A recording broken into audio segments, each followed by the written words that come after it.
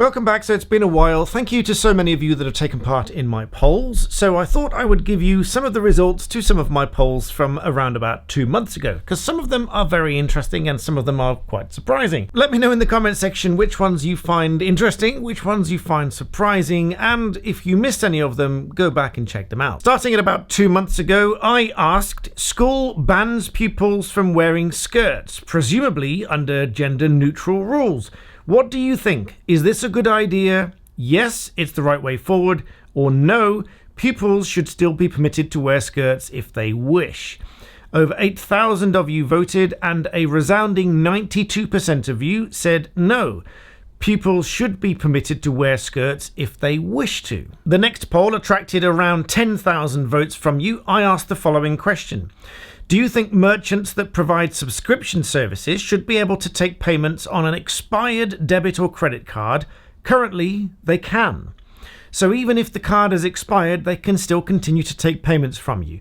Out of the 10,000 odd that voted, 97% said no, merchants should not be able to bill expired cards. So maybe this is something we can campaign for change. The next poll I did was a two-part question, which was around Bot Sentinel.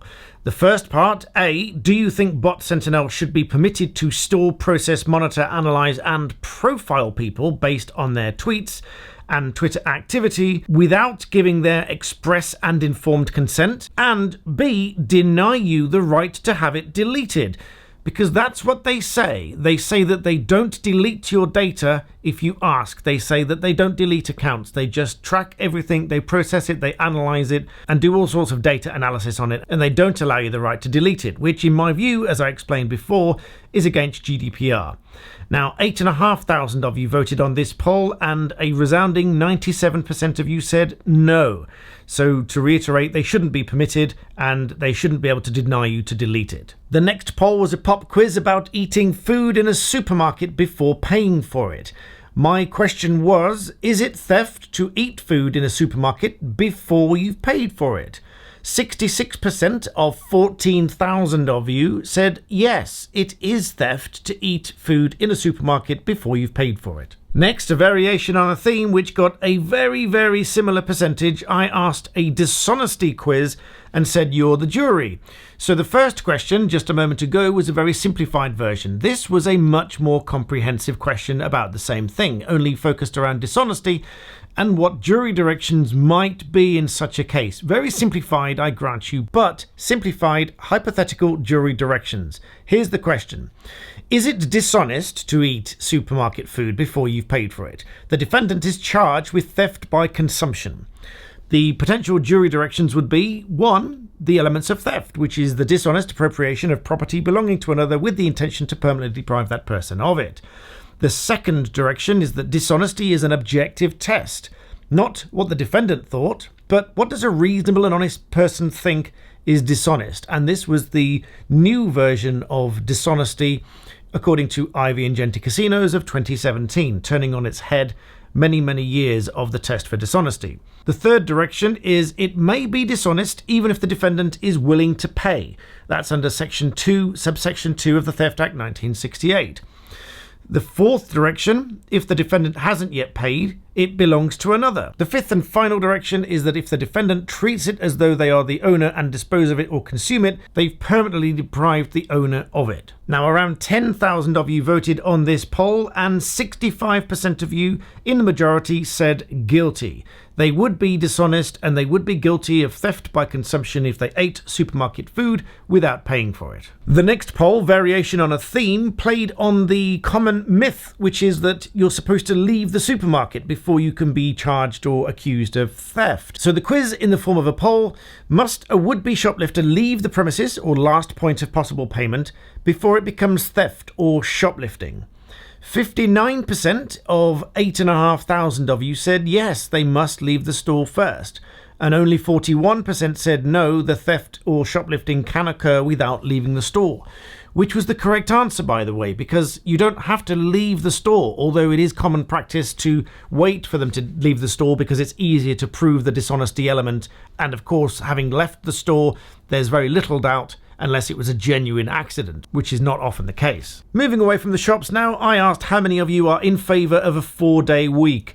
75% of you, unsurprisingly, out of 18,000 votes, said yay, in favour of a 4-day week. Now, there were quite some interesting reasons as to why those said nay. You can check those out in the comment section to that poll, all of which are under my community post over on Black Belt Barrister, because if you haven't realised by now, we are on Black Belt Secrets, because this is a slightly different video, so please hit the like button and subscribe if you haven't already, because I really want to get this channel growing so I can share more of my own personal thoughts with you as well. You may not always agree with them, but that's okay. Let's move on. The next question was prompted because a stranger continually tried to pet our dog, even though she didn't really seem happy with the idea. Maybe something about the way she was dressed, but who knows. A 72% majority of 13,000 of you said it's not cool for a random stranger to try to pet your dog without asking first. The next question actually got me a bit of criticism and 1 or 2 emails to the same effect, but I always think these things are better off discussed in the open rather than just behind closed doors and left to guesswork. So my question was this. It was an opinion poll on schools and gender identity.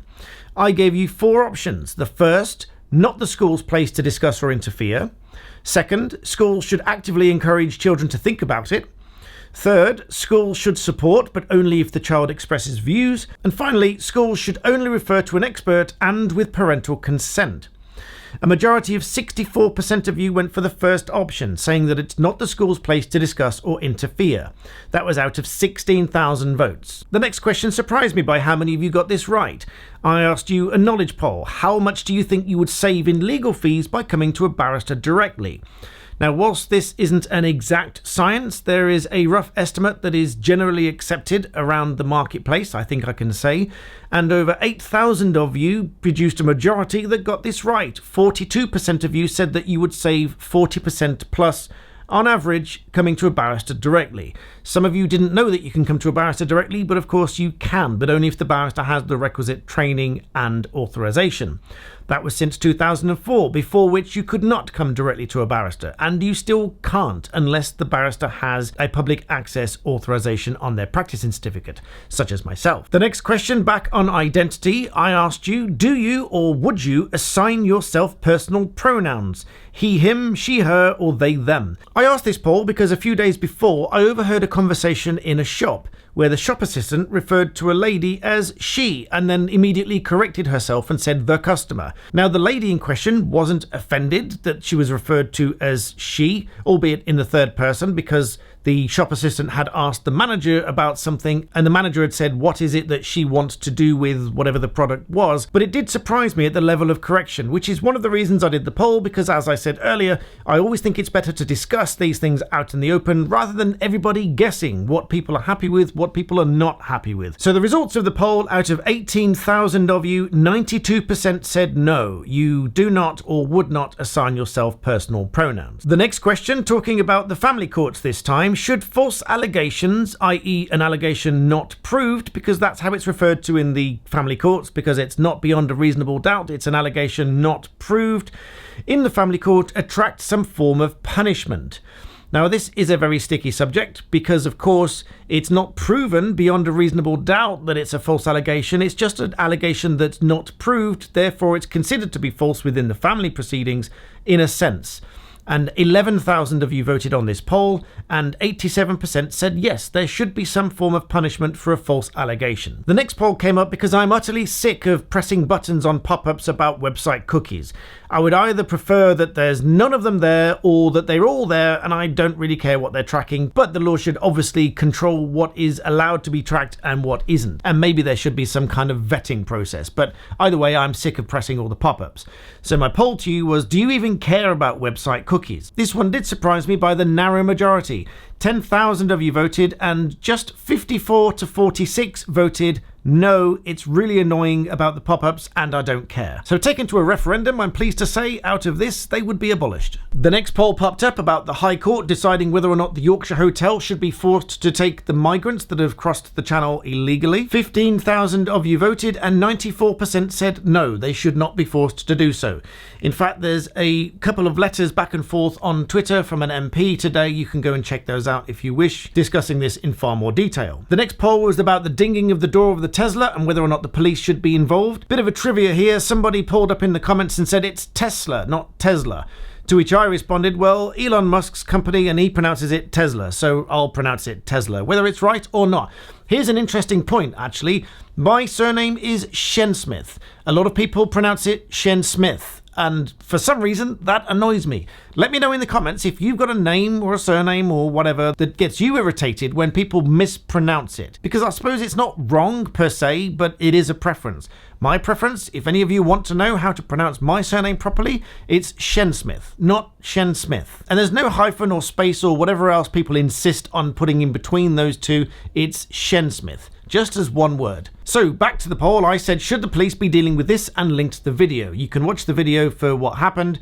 And 54% out of 3,500 of you said no, the police should not be wasting their time with it, which to an extent I agree, because there are simple ways of dealing with it, but the driving away without leaving your details is a technical failure to stop, so I think there should be some kind of automated process where it does get dealt with in that way, but not necessarily wasting police time. Perhaps that's something the DVLA could deal with. Next, I said inheritance tax is largely designed to redistribute wealth. Should this be abolished? 80% of you, unsurprisingly, said yes out of 14,000 votes. So again, if there were a referendum, this would be abolished. Next was about something I saw about Just Stop Oil. Apparently, they claimed that most people support their actions. So I asked, do you? 23,000 of you voted and 91% said no, you don't support their actions. So whoever it was that claimed that, at least according to my poll, was wrong. Next, again with the difficult question, but again I don't think there's anything wrong with asking a difficult question because it brings up the conversation, and as I say, things are always better talked about than left in the dark. I asked the question, should trans women assigned identified as male at birth but self-identify as female be allowed to enter or compete in women's events such as sports and beauty pageants? Please comment your reasons below. Then I gave a further definition as to Webster and Collins dictionaries as to what a trans woman is. Now, there was an interesting conversation within the comments section about the difference between sports and beauty pageants, because sports and beauty pageants are obviously very different things, and people had different views, and they would probably split the views on either one. That said, 19,000 of you voted, and 94% of you said no. The next poll was about cyclists, and I gave you a few choices. I said cyclists should A, have a mandatory insurance requirement, B, be taxed to use the roads, C, have to take a proficiency test, D, any combination of those above, or none of the above. The clear favourite here, with 53% of 20,000 votes, said any combination of the above. So at least around 10,000 of you believe there should be some combination, and there were a few percentages. The smallest one, only 2%, said that they should be taxed to use the roads. The next one made me chuckle because I see lots of Guardian headlines that I don't necessarily agree with my own opinion based on the facts and reasoning for any defamation lawyers that work at the Guardian. So I asked the question to you, to put it to you. The majority of Britons say UK should pay for climate action in poorer countries. Do you agree? I said. UK voters only, please. So hopefully only UK voters voted, but obviously I can't tell that with the YouTube poll. But nonetheless, 16,000 of you voted and 89% said no, you don't agree with that. So at least those that voted in my poll, if they were UK voters, hopefully, but regardless, whoever it was that voted, don't agree with that statement. And if you want the very latest poll, I have what is your biggest monthly expenditure? You'll find that linked in the description below. But I just thought you'd find that as an interesting roundup for a Friday evening for some kind of entertainment as to what the results to my polls were. Those are 2 months of polls. I've done polls for probably over 2 years now. If you find my polls interesting, you'll find them as long as you subscribe on both channels and hit the bell icon. You're more likely to get those polls if you hit the bell icon, and I'll really appreciate it if you subscribe and hit like on this video as well. In the meantime, I wish you a very pleasant weekend, and thank you for watching.